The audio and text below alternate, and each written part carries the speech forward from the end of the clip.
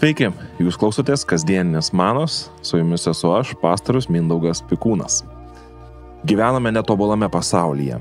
Mes būsime įskaudinti. Žaizdas palieka nelaimingi atsitikimai, ligos, tačiau giliausias žaizdas palieka žmonės. Jie gali mus kartais įskaudinti sąmoningai arba nesąmoningai, tyčia arba netyčia. Santykiai teikia didžiausią palaimą ir gali skaudžiausiai mus įskaudinti. Santykiai dažnai yra didžiausias streso ir įtampos šaltinis. Kiekvienas iš mūsų turime savo sistemas, kaip kovojame su skausmu. Vieni skausmą neigia. Jie sako, aš neturiu jokių problemų, man neskauda. Žmonės mus skaudina, o mes sakome, kad mums nieko tokio. Kiti bando tą skausmą sumenkinti, sakydami, nieko tokio tai manęs labai neįskaudino. Dar kiti tiesiog atidėlioja ir nieko su tuo skausmu nedaro. Mes tarytum pakišame skausmą po lovą. Tai, kas mums nemalonu, mes nukeliame kažkur į neapibrėžtą ateitį.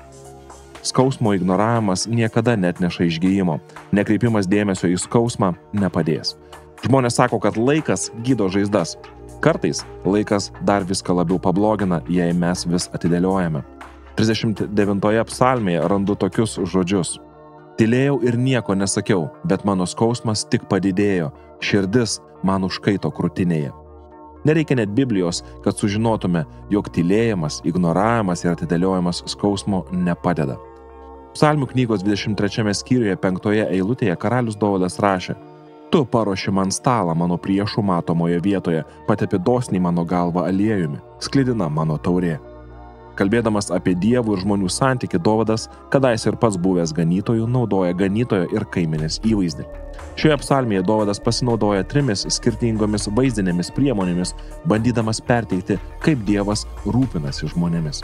Pirmiausia, Dovydas sako, tu paruoši man stalą mano priešų matomoje vietoje. Avys yra patys bejėgiškiausi gyvūnai iš visų. Jie negali kasti, spirti, greitai bėgti, jos visiškai priklausomos nuo išorės. Gero ganytojo pareiga yra prižiūrėti ganyklą ir išvyti visus galimus avių priešus. Tik tada jis atveda avis į ganyklą, arba jei perkeltine prasme pasakytume prie stalo.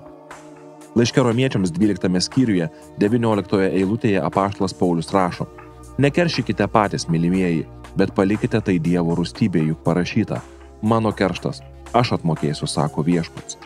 Dievo žino jūs įskaudinusius žmonės. Biblija moko, kad ateis teismo diena, kai kiekvienas žmogus turės atsiskaityti už savo elgesį. Teisingumo atstatymą paveskime Dievui, nes anot Jokūbo žmogaus rūstybė nedaro teisybės, kurios reikalauja Dievas. Jokūbo laiškas 1 skyrius 20 eilutė. Mes turime apsispręsti, ką norime daryti – rūstauti ar išgyti. Abiejų dalykų negalime daryti. Jei norime išgyti, atleidimas yra vienintelė išeitis. Atleisti – tai nereiškia pamiršti ar ignoruoti tai, kas mums nutiko. Atleisti – tai atiduoti Dievui skausmą ir patikėti jam atstatyti teisingumą. Leiskite Dievui paruošti stalą jūsų priešų akivaizdoje. Nekeršykite patys, o paprašykite Dievo suteikti jums jėgos, pergyventi tą nuoskaudą ir atleisti tiems žmonėms. Leiskite Jėzui viską sutvarkyti. Toliau Dovydas sako, tu, tai yra Dieve, patepi mano galvą aliejumi. Ganytojai avies galvą aliejumi patepa 2 atvejais – išgydymui arba nuraminimui. Didžiausia avies priešai yra musės. Avys negali jų nubaidyti. Vasaros karštyje musės lenda avims į nosis ir ten deda savo kiaušinius. Išsiritusios lervos varo jas iš proto. Sako, kad vasarą galima matyti avis daužančias savo galvas į uolas, nes musės varo jas iš proto. Kaip dažnai maži dalykai ir mus išmuša iš pusiausvyros. Ganytojai paima aliejaus, sumaišo su siera ir patepa avių galvas. Toks mišinys atbaido muses. Toks ganytojo elgesys aviai sako, leisk man pasirūpinti tuo, kas tave neramina. Dar aliejus yra naudojamas gydyti žaizdas. Kai vis susižeidžia, aliejus naudojamas kaip gydomasis tepalas. Psalmių knygos 147 skyriuje 3 eilutėje yra tokie žodžiai. Jis, tai yra Dievas, gydo sužeistas širdis ir aptvarsto žmonių žaizdas. Kai mes atleidžiame mus įskaudinusiam žmogui, ar skausmas pradingsta? Ne. Atleidimas gali įvykti akimirksniu, tačiau išgijimui reikia laiko. Jei žaizdos yra negilios, jos gyja greičiau. Jei jos gilesnis, išgijimas užsitęsia. Tiems iš mūsų, kurie esame įskaudinti, reikia suprasti 2 dalykus. Išgydymas vyksta 2 pakopomis. Pirmiausia yra poilsio pakopa, o tada yra veiksmo pakopa. Tai galima būtų prilyginti, jei susilaužytume kaulą ar bandytume atsigauti po operacijos. Pirmiausiai mes gulime lovoje arba mūsų koja yra įdedama į gipsą. Po to mes turime pradėti judėti. Šios dvi gijimo stadijos yra būtinos, tačiau iš savo patirties pastebiu, kad antroji sekasi sunkiausiai. Kaip ir kineziterapijoje, žmonės nepatenkinti dažniausiai būna, kai terapeutas reikalauja judėti, kad atstatytų organizmo fizinį pajėgumą. Taip ir emocinės nuoskaudas patyrusieji žmonės dažnai nenori nieko daryti. Tačiau mes niekada nepagysime, jei nepradėsime judėti, nepradėsime rūpintis kitais žmonėmis. Kai mes išlipame iš lovos ir pradedame tarnauti, tada prasideda tikrasis gijimas. Tačiau netgi tada, kai mes visiškai išgysime, gali likti randai. O kai tos randus matysime, mes visą laiką turėsime pasirinkimą arba prisiminti savo nuoskaudas, arba gydytoją ir mus po to sekusi išgijimą.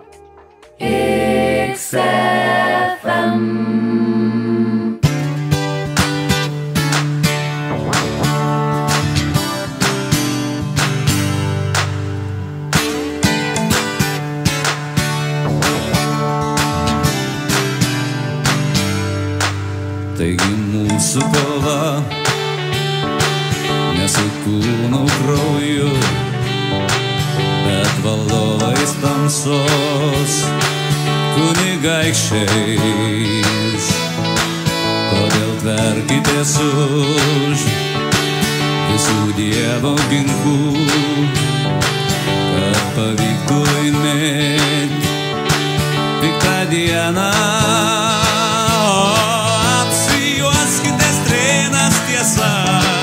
Atsivilkite teisumo šarvais ir apsiaukite kojas ryžtu, Evangeliją skleisti taikos. Pasiimkite tikėjimo skydą, užgesinantį piktos strėles.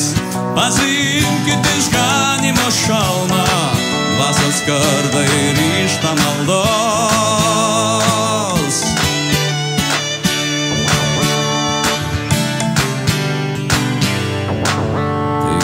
Mūsų kova ne su kūnu krauju, bet valdovais tamsos kunigaikščiais. Todėl tverkitės už visų Dievo ginklų, kad pavyktų laimėti piktą dieną.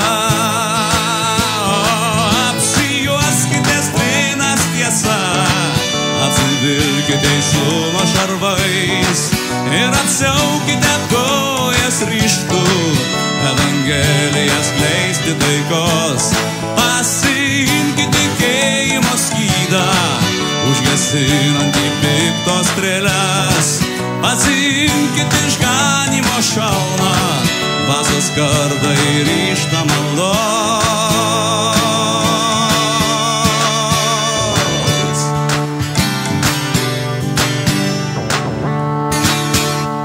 Kasdienė mana.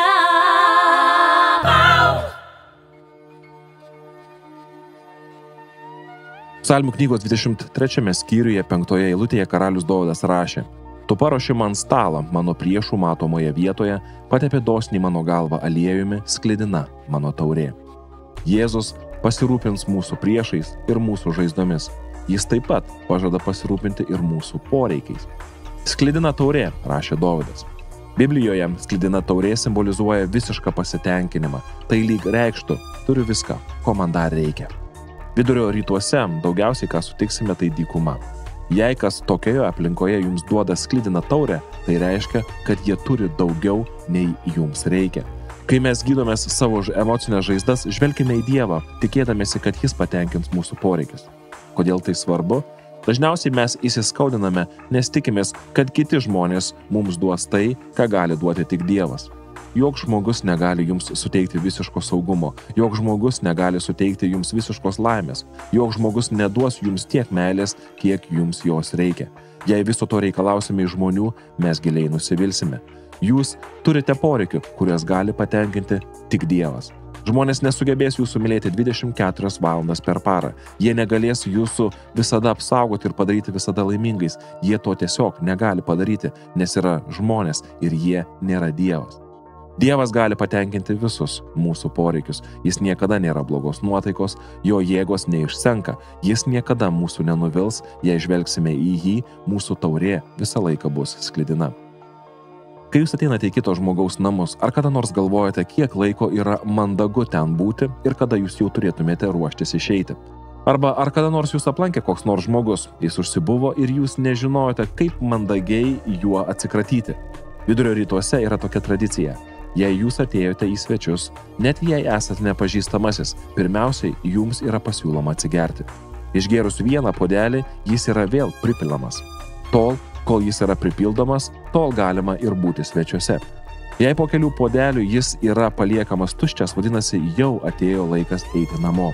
Jei svečiui jūs patikote ir jis nori parodyti, kad norėtų, jog liktumėte pas jį ilgiau, jis ne tik pripildytų jūsų puodelį, bet ir perpildytų jį. Dykumoje jūs nešvaistote vandens, tačiau perpildytas puodelis yra simbolis, kad šiuose namuose jūs galite būti tiek, kiek norite. Tai reiškia, kad jūs esate ypatingi. Kai Dievas sako jums, aš pripildysiu jūsų taurę, vadinasi, jūs esate Dievui svarbus. Jei jūs esate įskaudinti, Dievas kviečia jūs į pokylį. Jis sako, aš paruošiu tau stalą, tavo priešų matomoje vietoje, aš patepsiu tavo galvą dosniai aliejumi, tavo taurė bus sklidina. Jis atstatys teisingumą, išgydys žaizdas, patenkins visus tavo poreikius. Viskas Dievo numatytų laiku. Tai pasiūlymas, kurio negalime atmesti. Tai pokylis, kuriame yra pilnatvė, pagalba ir išgelbėjimas.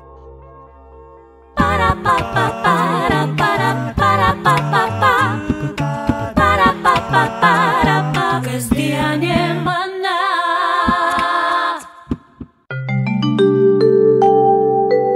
Čia galėjo būti jūsų reklama.